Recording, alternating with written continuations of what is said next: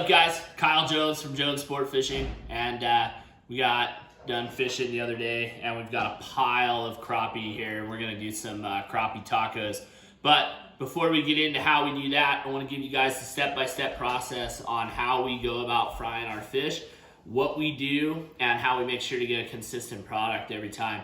One of the best tricks that I've learned is to not rely on your flour or your crackers or whatever that you're using as your batter to be the seasoning for the fish. We like to make sure that we season our fish with salt, pepper, whatever spices we're gonna put on the fish.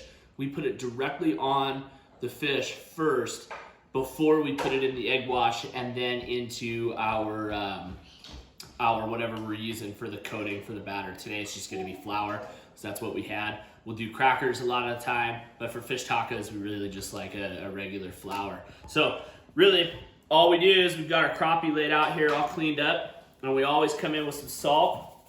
Just a nice good layer of salt on that fish. Just making sure that you get just the right amount of seasonings on every piece of fish that you want. And then we always do a little bit of cracked pepper. We like our fish to be full of flavor. We don't really like it to be bland or anything, but this is up to you guys. Put as much as you want on there, and do it to your taste. We'll do a little bit of garlic powder on here. Garlic's always good, right, on fried fish. And then we like to heat it up just a little bit, so we're gonna put a little bit of cayenne on there.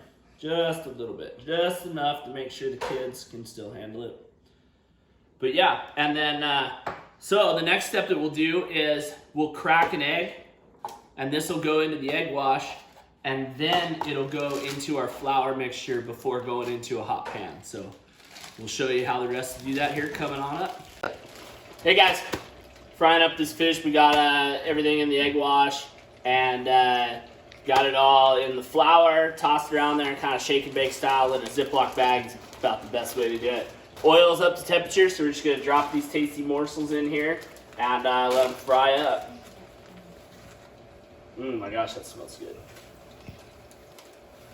There we go.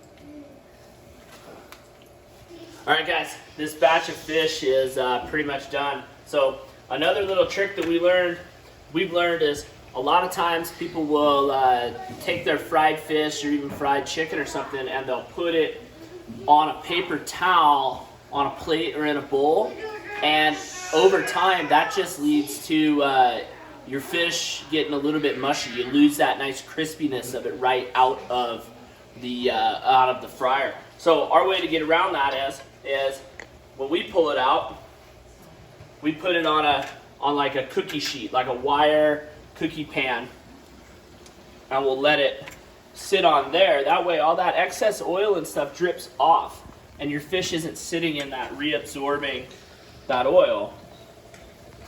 And then we'll stick that in the oven, at 200 or so degrees, just to kind of keep everything warm while we do the rest of the fish, do the tacos, all that good stuff, and get ready to eat. So those couple of tricks, the doing the seasoning your fish before you put it in your flour, and putting it on the wire or rack on a cookie sheet to let it dry, and instead of on a paper towel, you'll get way better results.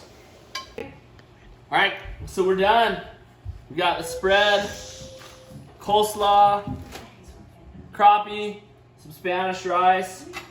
This is our favorite way to eat, so we're gonna dig in here. A couple of pieces of fish per tortilla here. Woohoo! Moses is excited. Yeah, Moses is excited. Throw some cabbage on there. Go get some, Moses.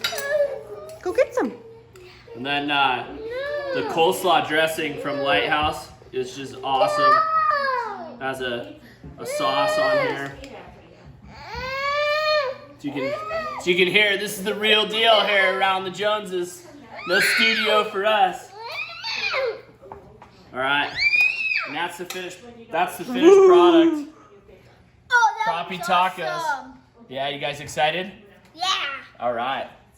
Hey, thanks for watching, guys. Make sure that you subscribe to our done. channel and hit that notification button, and we'll see you next time. Thank you. Bye. Bye.